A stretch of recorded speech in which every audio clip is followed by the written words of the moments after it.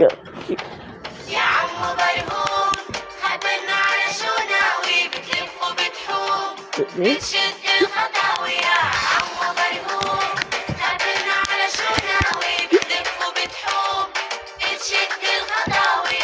عندي إلكم مفاجآت أسئلة حلوة ومسابقات واللي يجاوبهم معنا يختار زيني شهاب على الحطاوي مطر.